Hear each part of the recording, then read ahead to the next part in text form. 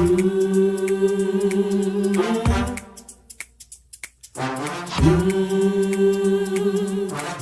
talk the cup.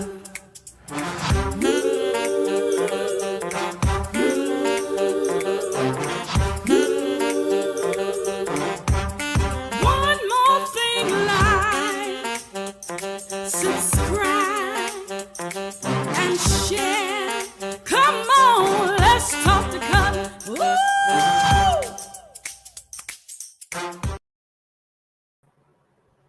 Hey, good evening, everybody. It's Cutler here in the Let's Talk the Cutler broadcast, the Let's Talk the Cutler YouTube channel, and Let's Talk the Cutler Virtual Book Club. And so happy Tuesday to everybody. As you can tell, I'm on travel. I'm traveling, I'm moving about, but I did not want to miss the opportunity to get together with some of my favorite people. You all are indeed some of my favorite people. And I love this time that we share these 1800 seconds. I got some good news. I'll tell you all about some things that are taking place, but I love the opportunity for us to spend time together. We take these 1800 seconds and we take them seriously. We make sure we are here routinely because this channel is about inspiration. It's about motivation. It's about challenging ourselves to show up as our best selves, even in the worst of situations. It's about making sure that we showed up better today than we did yesterday. And it's about making sure that we are intentional and deliberate about trying to show up better tomorrow than we did today. So I don't know about you all, but I'm thankful for the opportunity that we spend together. This really means something to me. It's already the 13th of June. Oh my goodness, we're almost halfway through the month, and some interesting things are taking place. And I'll tell you all about one in particular. Well, maybe two, but some interesting things are taking place. And listen, just go and tell people to come on and join the channel and just get them to subscribe. Because if they're wondering what this channel is about, I just told them it's inspiration, motivation, is about challenging ourselves, all that kind of stuff. There's no pessimistic outlook here. There's no pessimistic perspective. This is about being optimistic. It's about keeping our heads up. It's about keeping our hopes up. It's about no negativity, no shaming, no defaming or anything like that, because enough of that goes on in the rest of the world, all over the world. But I wanted to make sure that this platform is void of that. So tell people they can come on and Let's Talk to Cutler. They can go ahead and subscribe. And after they subscribe, please tell them to go ahead and click on the notification bell, because it lets them know whenever I've gone live and whenever I have uploaded additional or new content. It's, again, I know it's Tuesday, the 13th of June. I have to tell you all this. I am so excited because after 8 weeks, 2 months of not being able to walk, not being able to stand on my own 2 feet, as the saying goes, tomorrow I will be released to stand. Now, this is the good news for me.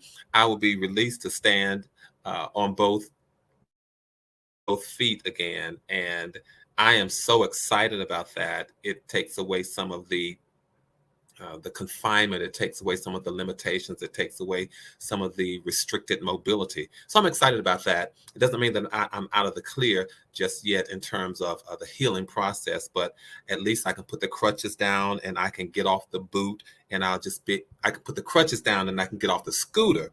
I will probably have to walk in the boot for maybe another 2 weeks. But again, I'm doing that on my own without these crutches, because when crutches are under your arm, you're just sort of restricted. So I'm so very excited. So that's one thing that's taking place. And another thing that has taken place is that I've been on travel. I've done a little traveling, as some of you know. My uncle passed, and a very good friend of mine, her mom passed. Devin, one of the producers here, Devin's mom passed. So we had back-to-back funerals. I mean, right, one day and then another day. So I'm doing a little bit of traveling. So that's why I'm here in the hotel. And I have to tell you what occurred to me during the celebration of life for Devin's mother and for my uncle. I just thought about life and the connections that we make in life. So I want to really talk about that. And I want to talk about building better connections. Thank you all. I see the congratulations and that you all are happy for me because I get a chance to put the crutches down and get off the scooter and just walk on my own 2 feet again. I'm excited about that. But I want to talk about connections.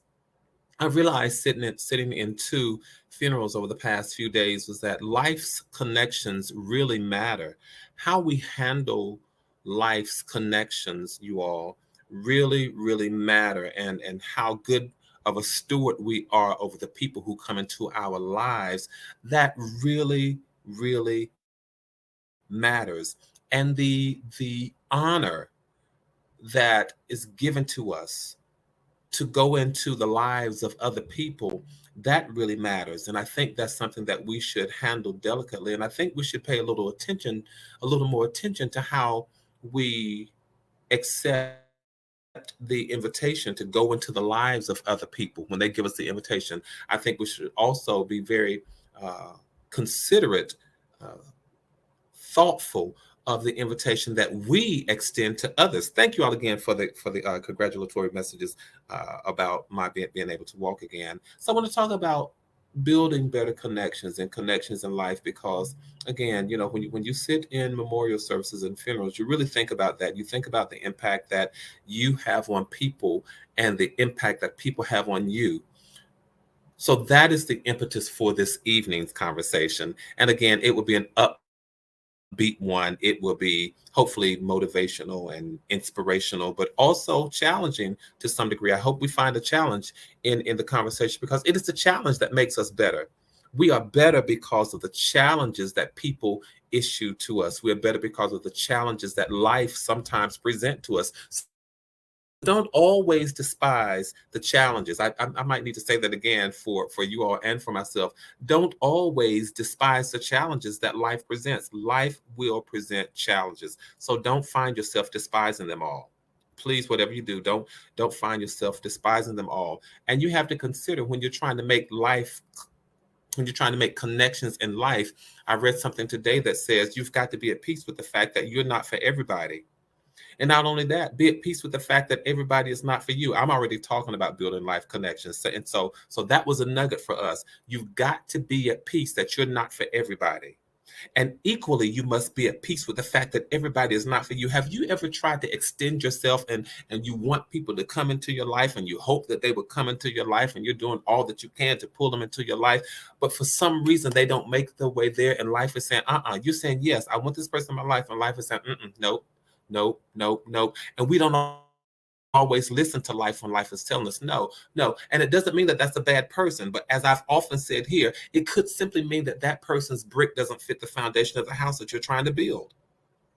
That's all. It does not necessarily mean, and you are not for everybody. I am not for everybody. And it does not mean that we are bad people. It may simply mean that our brick does not fit the foundation of the house that they are trying to build. That's all. Somebody, McDina says, what was the good news? Tell them McDina, the good news is that as of tomorrow, I'm clear to put the crutches down and get off the scooter and walk on both feet. All right. So let me just do a shout out to the LTTC VIPs right now before I keep on going. Those are the people who just jumped in the chat first. So that's T. Cutler, Hattie Bone, and Marissa. Thank you all for being the first to jump into the chat from what I could see on my end. But again, I want to talk about building connections and building better connections, because that's it. It was sitting in those funerals that was the impetus of this conversation. And I thought, I am so thankful. I'm thankful for the opportunity to have been a part of those lives. I'm thankful that reciprocally they were a part of my life.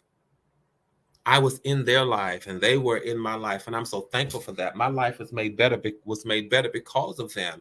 And we can only hope. You all listen. A lot of times we start saying things like that, and you think, "Oh God, you know what? My life was better because of them. My life was better because they were in it." And you have to ask yourself, was their life better because I was in it? I think about those things. I am concerned about the impact that not only that people have on my life, but I'm concerned about the impact that I have on the lives of other people. I really am. And I want to make sure that I do the best I can. I want to make sure that I'm a good steward over the connections that I have, the connections that I get to make in life, because those are the things that matter.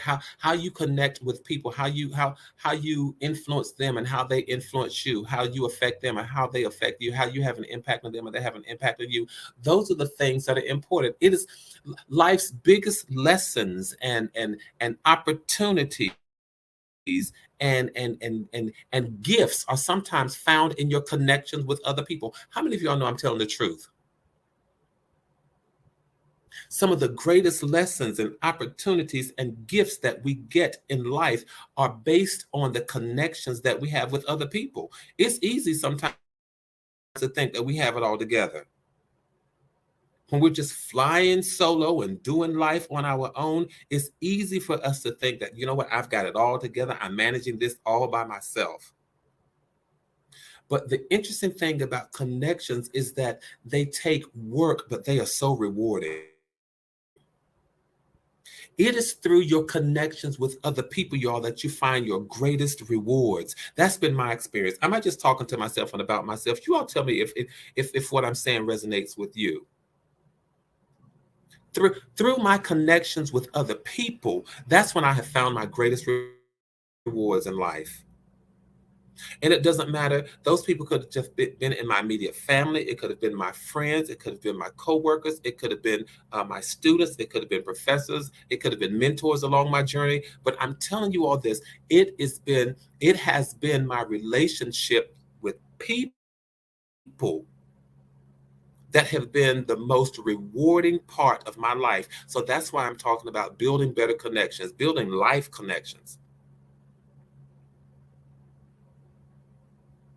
And as I honored the lives of the people when I was sitting in the funerals over these past couple of days, as I honored and paid tribute and homage to those lives, I'm telling you, thank you, Marissa. Marissa said, you're telling the truth. And McDinah says, no man is an island. That's right. And I thought about those life connections. And I thought about my friend Devin's mother, and I was saying to myself, I said to someone at the repast, people say it is better to have loved and lost rather than to have never loved at all. And I thought within the context of these funerals, my life is better as much as it pierced and seared and hurt. My life is better for the people who were in it. So for me, I can say it is better to have had them in my life, even though I had to bid them farewell. It is better for me to have had them in my life than to have never had them in my life at all. And let's just walk through Annie Cutler. You know how I thank God for you and I love you dearly too. You at the top of my love list. But in terms of these connections, you all, let's just work on them. Let's just work on, and it does not take a whole lot. I can't say anything that's really profound and deep, but let's work on building better connections. One of the ways we can build better connections, I hope this is going to help somebody, is just start smiling at people. It's one of the simplest ways that you can build a better connection. It only takes a second. It doesn't take a whole lot. It doesn't take a whole lot of effort. It takes more effort to smile than it does to frown. And so whether it's a bright, cheerful smile or a smile that you're just with someone that you know or just a stranger that you're passing by, just take a moment to smile. Just take a second to smile. It's an easy way to create a connection. And the connection may be ever so temporary. It may be ever so short term, but it is a connection. And you never know. Can I tell you all this? You never know when a heartfelt smile will come just at the right time. And it may have the positive effect that the person needs. A lot of times we walk around frowning. We walk around looking very stoic and cold, but just walk around smiling. That creates and builds connections. Doesn't cost you anything. Making eye contact, that doesn't cost you anything. A lot of times I know when we meet people, have you ever done this, you all? A lot of times when we get on an elevator, we would cast our eyes down. We would look at the floor. We would look at the wall. We would look at the ceiling. We'll find something to cast our eyes rather than making eye contact with the other person. Isn't that interesting? What does that say about us to think I'd rather look at a wall than to look at a fellow human being? Now that ought to challenge us. That ought to challenge us. I'd rather look at a wall. Think about it. What do we do when we get in an elevator or we're in a closed space? I'd rather look at the wall or the floor or the ceiling rather than to take the chance to make eye contact with my fellow human being, because it puts me in a place of discomfort, a place of unfamiliarity, a place where I don't necessarily know, but I'd rather take my chances with staring at the wall, the ceiling, or the floor rather than trying to make eye contact with my fellow human being. What does that say about us, you all? What does that say about us? I'm challenged in that thing. And I have to tell you all, I make an effort because that was me once upon a time. Sometimes we feel that we are so introverted and bashful and shy, and we blame it on that, or that becomes our rationale for not wanting to make eye contact. Oh, I'm bashful, I'm shy, I'm an introvert. So you get on the elevator and you look at the wall, the floor, the ceiling, and you don't bother to even turn around to say hi. Even if you don't necessarily make eye contact, do we greet the people? That's a challenge. Let me ask you all, what do you all do when you get on the elevator? Do you say hi? Do you look at the other person? Or do you just say, let me press the floor that I'm trying to get to and get off and keep my eyes cast down? What do you all do? I'm curious. On a crowded, or not just a crowded elevator, but you and one or two other people, what do you do? I'm talking about how we can build better connections. And again, they can be temporary. Here at the hotel where I am now, I got on the elevator today, and I don't have the scooter here in the room in the room with me. I just used the crutches to come up. And when I got on the elevator, there was another gentleman. Speak and smile. Linda, good for you. Hattie Boone, good for you. I speak and I give them a smile. I think that's wonderful. I got on the elevator today here in the hotel, and I was coming up to my room, and there was another gentleman who was getting on, and I said, "Which floor?" So I pressed the button for my floor, pressed the button for the floor where he was going to, and I looked at him and spoke. And when I looked at him and spoke, and he said, he said, "Brother, what happened to you?" And so I told him what happened, and he said, "Listen, you got to stay off the basketball court, or whatever you're doing. You got to stay off. Maybe you should try cycling." So it was just a quick, short joke or quick, short, light moment, but it was a moment for me of connecting with another human being that I may never see again in this world. But it was a moment that I think you've got to handle the moments well. That's something else. We've just got to handle the moments well. It didn't cost me anything to say hi. It didn't cost me anything to make eye contact. It didn't cost me anything to smile. And so it was a quick moment. Brothers chatted. He got off the elevator and went into his room, and I came on up to my floor. It didn't cost anything. You all think about that. Think about our behavior. The next time you are in an elevator, observe people's behavior. See if they get on and everybody stares forward like this. See if they do that. Or if they do like Hattie and Linda, speak and give them a smile. So when you're meeting strangers, you can make eye contact, you can smile, because it has been said, and I think it is a true thing, you all, that the windows truly are the gateway to the soul. And many people in today's world, they feel unseen, they feel underappreciated, they feel unacknowledged, they feel unrecognized, they feel like Ralph Ellison's. Have any of you all read the book, Ralph Ellison's book, Invisible Man? They feel like Invisible Man. Here I am navigating life, meandering in society, and nobody sees me, nobody respects me, nobody acknowledges me. That's what we make people feel like a whole lot of times. I have to say this is challenging to us. We make people feel like that a whole lot of times. Knowing that we don't like feeling that way. I would much rather, if I'm riding up the elevator and the door stops and someone gets on, I'd much rather them speak to me rather than just getting on, scurrying and moving over to the side as if they're afraid that I'm going to steal the purse or knock them in the head or something. I'd much rather they would just smile, speak, and say hi. When you make eye contact, I've left the whole notion of smiling. I'm just talking about eye contact. When you make eye contact with people and you choose to be completely pleasant, you choose to be completely present with other people, it cultivates something in the moment. Even if in the moment it says there's a moment of trust, there's a moment of safety, there's a moment of okayness, if I may make up a word. It's a moment of okayness in that moment.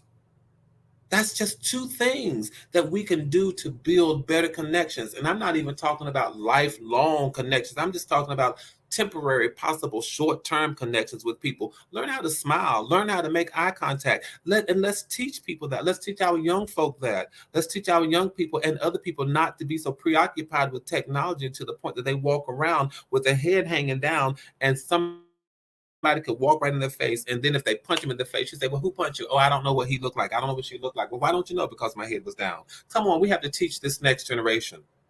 Hold your head up, recognize humanity for what it is, smile at people, speak to people.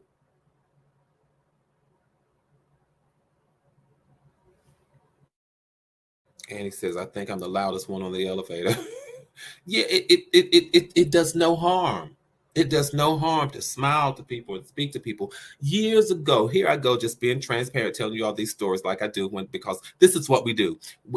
We're family, and we do this when we're spending these 1,800 seconds together. Years ago, I was catching the bus. It wasn't.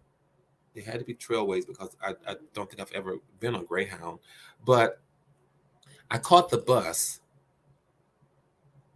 and either I was going home from school break or back to school after the break, whatever direction I was going, there was an older lady who got on the bus in a small town. And when she got on the bus, she stood there and she said, "Good evening, everybody." Well, let's pause there. The fact that she greeted the whole bus of people that she did not know, she made a connection. She made an instant connection. We spent because we were going to be on that bus for a couple of hours, for a few hours together. And I will never forget, she made a connection, good, bad, or indifferent. She made a connection with her fellow passengers, fellow human beings on that bus. And it instantly did something to my heart. It warmed my heart because it suggested to me, how dare we go in and out of people's lives without trying to connect, without paying attention. That's something that my mother has also modeled for me. You pay attention to the people who go in and out of your life. But that older lady got on the bus that evening and she said, "Good evening. I don't know where you all are going. I don't know who your particular stops along this route, but I just wanted to greet everybody. I want to say good evening." And can I tell you, she did something else. She stopped and she prayed for the whole bus. And I just thought that was just another wonderful piece. But I remember that. I remember that. My mother and I were traveling a couple of years ago, and we were in Bermuda.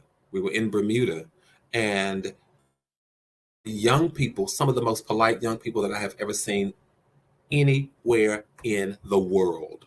They got on the bus, and when they got on the bus, they greeted the driver and they just said good afternoon, and they just generally spoke to everybody, and they went on and took their seats.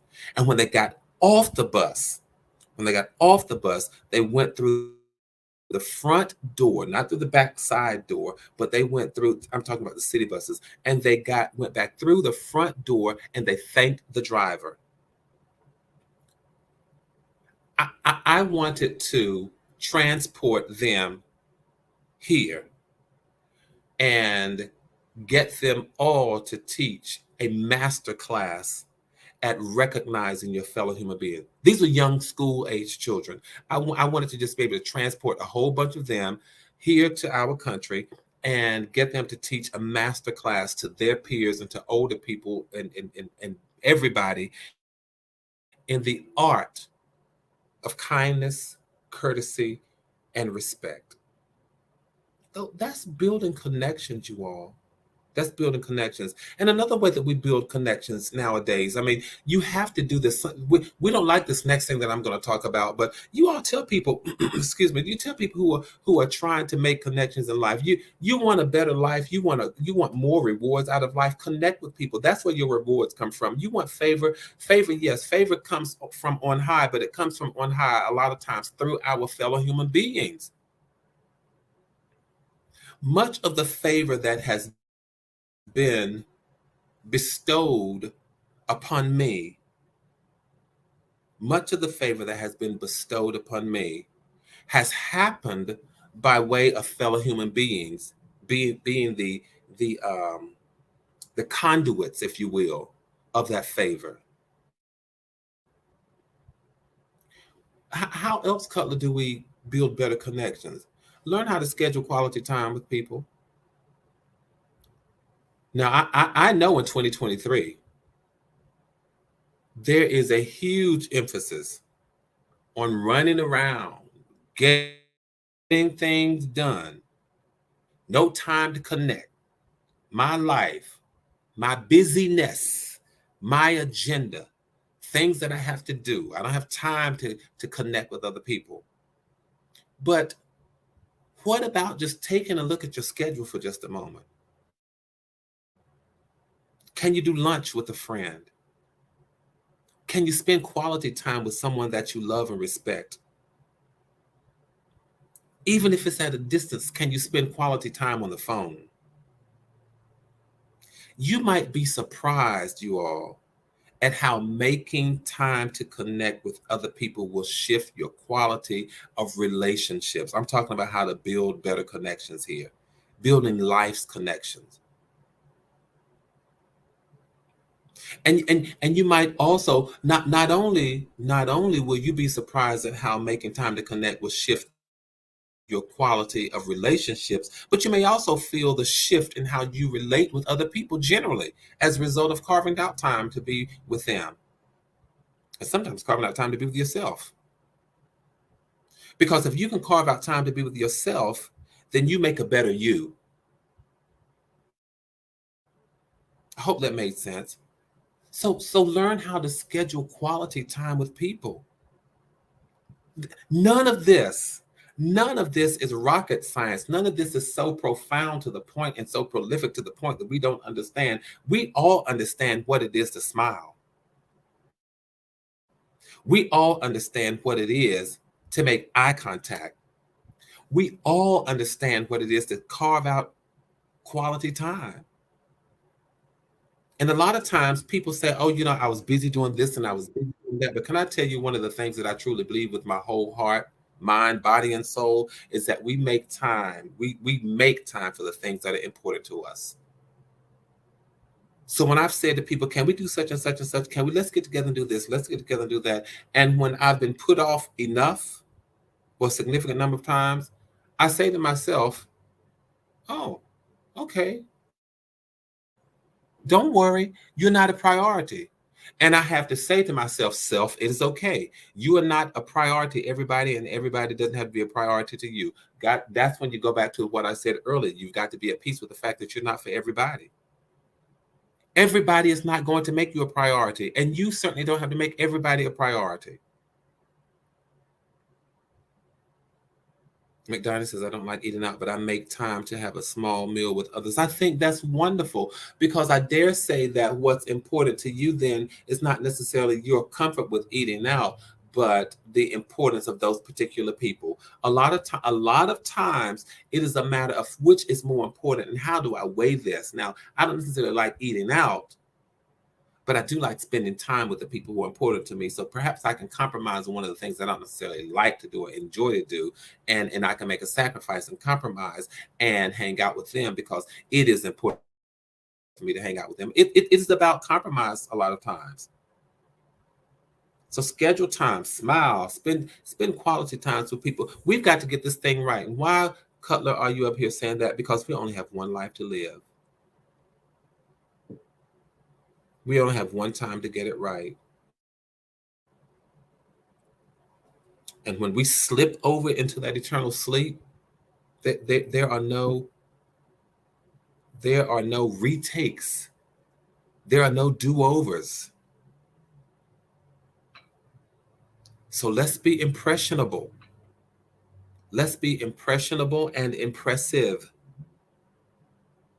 Allow people to make an imprint on your lives, impressionable. And then make an imprint on other people's lives, impressive. And I'm not talking about impressive by your statistics and by the things that you own and the degrees that you have and all of that kind of stuff. No, I'm talking about impressive with your integrity, with your character, with your heart, with your genuineness, with your authenticity. Learn how with the gifts and the talents that you truly possess, with your personality, with your attitude, with your skills, with all of who you are. Be impressive in that package alone. Stand in the truth of who you are and offer yourself as a gift to somebody else's life, because we get one time. We get one time. So as we are building life connections, let's get it right. I challenge us, let's get it right. Let's get it right with whose lives we are influencing and with the people that we are allowing to influence our lives. This is, of course, very, a reflective moment for me, a nostalgic and somewhat melancholy moment for me. But over these past few days, going to these back-to-back funerals, it just reminded me of the delicacy of life, the fragility of life, the temporariness, the temporal state of life, the short-term nature of life, no matter how long they live. Because how many of you all know they can live in their 90s or even beyond 100, and sometimes that still doesn't seem like enough time that we've had with them. Let's learn to build these life connections, and let's do it well.